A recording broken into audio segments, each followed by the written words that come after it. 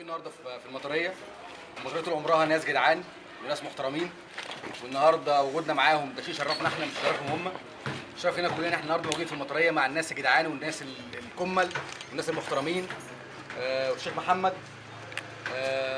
طبعا مع الوقت بقى لنا 5 سنين في الحركه، في سنه 6 دلوقتي، وكل لما نلف محافظه وكل ما نروح منطقه تلاقي 6 ابريل موجوده. ده شيء بيخلي الواحد يفتخر بالفكره اللي اصلا بدات من حوالي 6 سنين، بتتكلم عن انشاء تنظيم يساعد في اسقاط النظام الفاسد وبناء نظام جديد مع الحريه والعداله والديمقراطيه واحترام حقوق الانسان واحترام الاخر واحترام الاختلاف والتسامح والتعايش. كل دي القيم اللي المفروض اللي كانت تقوم على 6 ابريل، والحمد لله دلوقتي بقى في مجموعه على 6 ابريل في كل منطقه وفي كل محافظه. ده شيء يدعو الفخر ويدي امل ان في يوم من الايام ان شاء الله الكيان ده هيكون منتشر اكتر من كده بكتير، وفعلا هيكون في جيل موجود وجزء من المجتمع بالفعل مقتنع بافكار ومبادئ وقيم الحركه. ده شيء كويس رغم كل الصعاب ورغم كل اللخبطه اللي احنا فيها دلوقتي، ولكن احنا متفائلين ومكملين، وان شاء الله في يوم من الايام هتلاقوا 6 ابريل دي اكبر كيان في مصر واكبر كيان بالفعل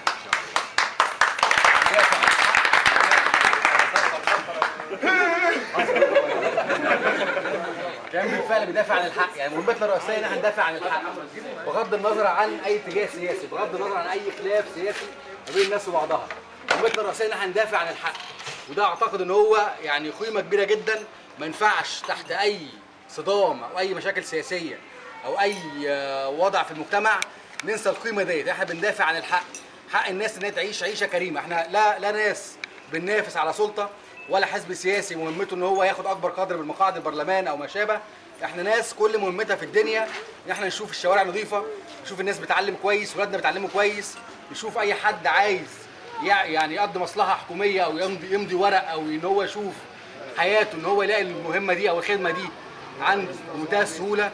نلاقي اي حد بيتعامل بكرامه انسانيه، بيتعامل بكرامه في اي مصلحه، في اسم الشرطه، اما يروح يقابل محافظ، اما يروح يقابل مدير شركه، اي عامل في مصنعه او في شركته ان ياخد حقه بالكامل. الناس كلها تعيش عيشه محترمه، عيشه ادميه، ما يكونش فيه تفاوت في الاجور، ما يكونش فيه ظلم. دي مهمتنا الرئيسيه اللي احنا بنحاول نشوف اي سبيل ان هو يوصلنا لهذه المهمه. طبعا ده مش سهل، وبعد الفساد اللي شفناه السنين اللي فاتت دي كلها وبعد الظلم اللي عشناه في مصر السنين اللي فاتت دي كلها، تحقيق الحلم اللي احنا بنحلم بيه مش سهل، ولكن لازم نكمل. ورغم ان في احباطات كتير بتحصل لنا، ورغم ان في عوامل كتير بتاثر في اتخاذ القرار في الدوله، وكل يوم في جديد في مصر وكل يوم في مفاجآت في مصر، فلازم ما نحبطش.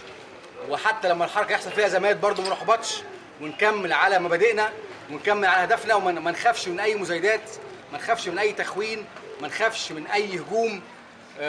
ونفضل واثقين في نفسنا، واثقين ان المجموعه اللي هم كانوا 10 12 واحد من 6 سنين وثقوا في الحلم ده، ووثقوا ان هم ممكن يبنوا تنظيم اسمه 6 ابريل يكون موجود في كل مكان ويعمل ثوره. عمل ثوره، واحنا كنا المحرك الرئيسي لثوره 25 يناير، اللي هي ما كانتش مؤامره خارجيه ولا كانت حاجه وحشه، لا بالعكس، ان هي كانت ناس بتحلم ببلد جديد ووطن جديد، وقدروا ان هم يحركوا الناس للتحرك يوم 25 يناير. دلوقتي انا في وضع صعب في مصر كلها. دلوقتي احنا خرجنا بالتاكيد وكلكم عارفين وكلكم شاركتوا في حاجه زي كده، خرجنا في حمله تمرد، خرجنا في الحشد يوم 30 يونيو، خرجنا في الثوره ضد مرسي، وساهمنا في اسقاط مرسي زي ما احنا وعدنا، عشان برضو لو حد زاد عليكم تكونوا من جوه عارفين اجابتكم. زي ما احنا وعدنا لما جبنا مرسي ان لو مرسي غلط هنشيله، ادينا شلناه وشاركنا في ان هو يسقط. زي ما احنا وعدنا الناس ان اول ما نلاقي ظلم هنقف ضده، ادينا وقفنا ضد اول ظلم واي فساد واول فساد بعد انتخابات الرئاسه، لما شفنا ان مرسي وجماعته بيحاولوا يفتروا وبيحاولوا يستحوذوا على السلطه. دلوقتي نفس الكلام، كل ما نشوف غلط هنقف ضده، حتى لو الناس لمتنا، حتى لو الناس خونتنا، كل ما نشوف غلط هنقف ضده، هنقعد ندافع عن حق اي حد ان هو يعبر عن رايه، وحق اي حد طالما ان هو التعبير عن راي سلمي، وحق اي حد ان هو يكون متواجد. وان احنا في مصر عندنا اختلافات كتير في المجتمع، في الصعيدي وفي الفلاح وفي البدوي وفي السيناوي، في الاسكندراني، في البحراوي، وفي القاهره اللي هي خليط من كل الثقافات، كل حد، في المسلم وفي المسيحي، كل حد ليه ثقافته وليه طباعه. مصر نسيج من كل الثقافات دي، فطبيعي ان احنا ندافع عن حق كل الناس دي ان هي تكون موجوده، تعيش مع بعض سياسيا، في الليبرالي وفي الاشتراكي وفي الشيوعي، في الناصري، في الابريلي، في كل الاختلافات السياسيه وكل الافكار السياسيه. لازم مصر تكون فيها كل الناس دي، وكل حد يحاول يفكر، كل حد من حقه ان هو يحاول يخدم مصر بالطريقه الصح طبقا لقواعد كلنا متفقين عليها. دلوقتي احنا في مصر فيها ازمه، مصر فيها ازمه بعد لما سقط نظام مرسي، في تخوين في المجتمع، في محاوله اقصاء اي حد مخالف للراي السائد. في طبعا حاجات كويسه حصلت في يوم 30/6، ولكن في بعض السلبيات ظهرت في المجتمع. بقى في المجتمع في عداء، في كراهيه، في محاوله لقتل المختلف معايا او اقصاء او طرد المختلف معايا، سواء هنا او هنا. يعني احنا شايفين ان في ناس كتير غلطانه، اخوان غلطوا، بعض الاسلاميين غلطوا في التكفير وغلطوا في اقصاء الاخر ومحاوله اقصاء اي حد مخالف معاهم. كذلك في بعض الناس اللي هم في التيار المدني عندهم برضو فكره الاقصاء للاخر او اي حد مخالف معاهم. الاثنين مش صح والاثنين غلط، والاثنين لازم احنا نقول راينا ونحاول نتكلم عن التعايش.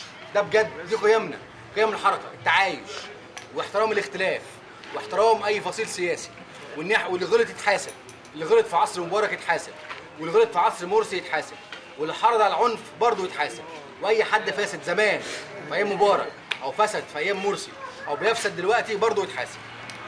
في منظومه مقفوله احنا بنحاول نغيرها، ورغم ان احنا في 25 يناير ما غيرناش كتير، وبرضه في 30/6 لسه ما غيرناش كتير، ولكن برضه مهم جدا ان احنا نفكر ونسمع ونحلل ونفهم ونكون اي راي بناء على تحليل وبناء على قرايه وبناء على تفكير، مش مع الموجه وخلاص، عشان نعرف نبني مصر بجد على اسس سليمه، ان احنا نعرف نعيش في مصر مع قواعد سليمه.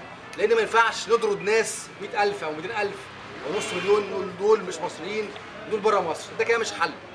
عشان كده الناس ساعات في ناس بتخوننا على كده، ناس بتقول اللي يحاول اللي بيبرر او بيدافع عن حق التواجد او حق التعبير عن الراي ده خاين وعميل واخوان وخاين نايمه. احنا رغم كل التخوين احنا مهمتنا او فكرتنا الرئيسيه اللي عايزين الناس تفهمها ان احنا عايزين كل الناس تعيش مع بعض. اللي حرض على العنف او نحاول يفسد او نحاول يستأثر بالسلطه ده لازم يتحاسب، مرسي يتحاسب، وقياده جماعه الاخوان تتحاسب، واي حد شال سلاح يتحاسب. لكن برضه في مصريين اقتنعوا بفكره، اقتنعوا بايديولوجيا، ما ينفعش نمسح دماغهم خالص وما ينفعش نقصيهم خالص.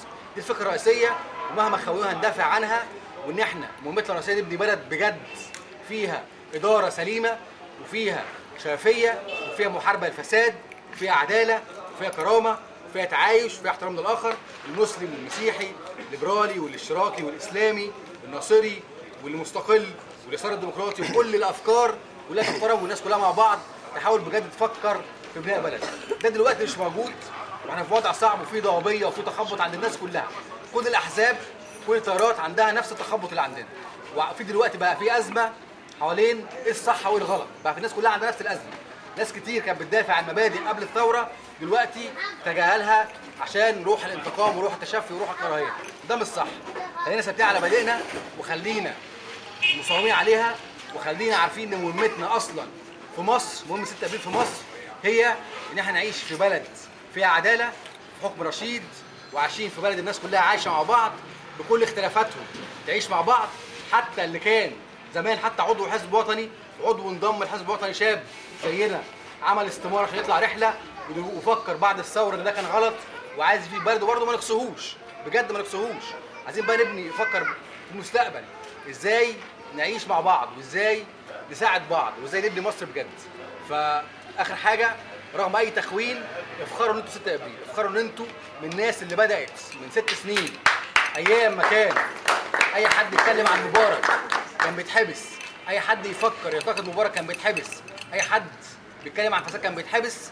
احنا اول ناس وقفنا، او مش اول ناس بس من اقوى الناس اللي وقفت وتحدت النظام، تحدت امن الدوله، تحدت مبارك في عز جبروته، ولسه لغايه دلوقتي بنكمل تحدي حتى رغم الاختلاف وحتى رغم التخوين وحتى رغم الشائعات الكتيره علينا. اللي قال علينا صربيا راحت خدوا تدريب في صربيا، واللي قال خدوا تمويل من بره، واللي قال اجندات، واللي قال شرق اوسط كبير وخريطه ومؤامره، واللي بيقول دلوقتي ان احنا اخوان وان احنا خلايا نايمه. اي تخوين ما يهمناش، ونصمم على مهمتنا ان احنا بجد احنا نبني لاولادنا واحفادنا بلد بجد يفخروا ان احنا عملنا حاجه ليها. والسلام طيب.